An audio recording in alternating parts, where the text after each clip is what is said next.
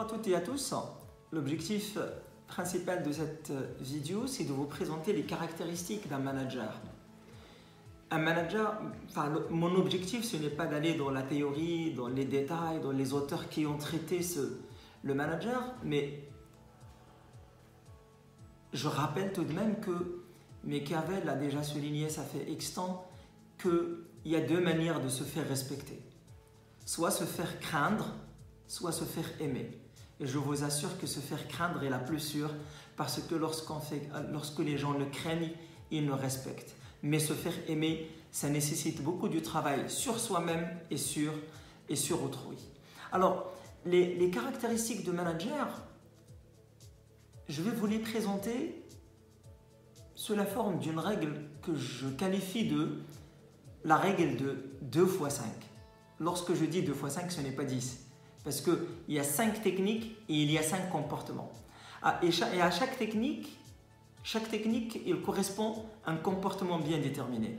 Alors la première technique, c'est la planification. Donc un manager, il devrait être capable de planifier son travail, de planifier le travail dans le cadre de son entreprise et son travail lui-même. C'est-à-dire qu'il devrait être capable d'avoir des stratégies, des stratégies et des opérations et des techniques planifiées dans le temps, c'est-à-dire des choses à faire, des actions à faire, des stratégies à mettre en œuvre, des décisions à prendre, mais qui peuvent porter sur le long, le moyen et le court terme.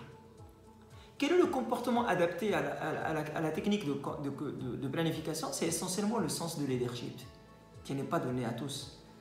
C'est brièvement avoir un projet, avoir une vision et la partager avec autrui afin de le pousser, de l'inciter, de le faire adhérer dans le cadre de ce projet-là. La deuxième technique, c'est la technique d'organisation. Et lorsqu'on dit organiser, c'est-à-dire tout simplement découper, diviser le travail à l'intérieur de l'entreprise, de l'organisation de manière générale, et affecter chaque tâche à une personne. C'est bien d'organiser, mais qui devrait faire quoi? Et quel style de management devrait-on adopter avec toute personne? Je crois que là, les Marocains disent quelque chose d'extraordinaire. Lorsqu'on pose la question aux professionnels, quel est le meilleur style de management, généralement ils répondent que le meilleur style, c'est le style du management participatif. Mais lorsque vous faites le participatif avec quelqu'un qui n'est pas adapté au style participatif, ça ne donne pas de résultat. Donc, il y a des styles adaptés en fonction de chaque catégorie de personnes avec qui on travaille.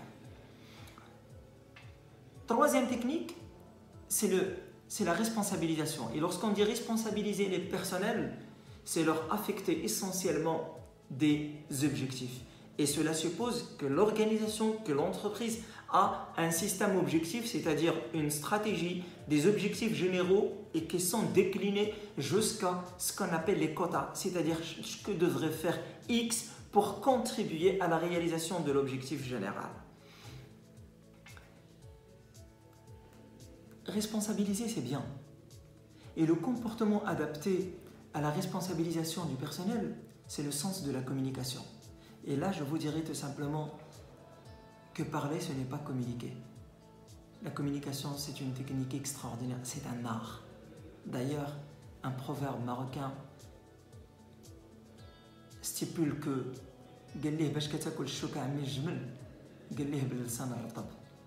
c'est-à-dire que lorsqu'on a l'art de communiquer, on pourrait faire adhérer, faire accepter et communiquer et synchroniser avec les personnes. Généralement, ça nous permet de gérer pas mal de problèmes.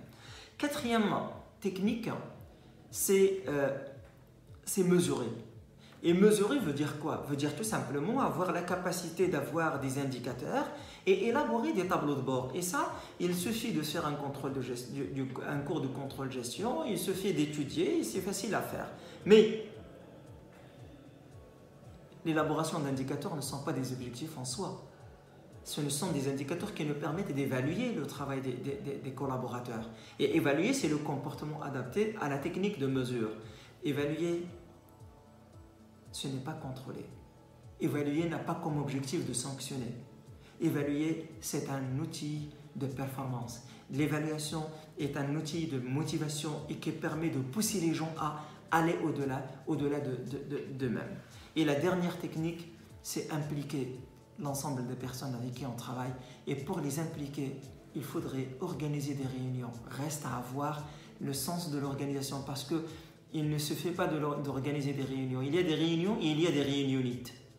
Une réunion devrait être efficace, c'est-à-dire un moyen qui nous permet d'améliorer les performances de notre service, de notre département, de notre division ou même de notre entreprise. Et pour impliquer les gens, le comportement adapté, c'est l'exemplarité. Al-Qudwa al-Hasana. Si vous voulez que les gens fassent des choses, il faut être exemplaire. Vous voulez que les gens ne s'absentent pas? Il ne faut pas s'absenter. Vous voulez que les gens soient honnêtes? Vous devez être honnête. Vous voulez que les gens soient ponctuels? Il faut être ponctuel. D'ailleurs, un proverbe arabe dit La sha'iru yaqul la tanha an fi'li shay'in wa ta'ti bimithlihi 'arun 'alayka idha fa'alta 'azim. Voilà, en conclusion, je dirais, un manager, il a 5 techniques et 5 comportements. Merci à vous.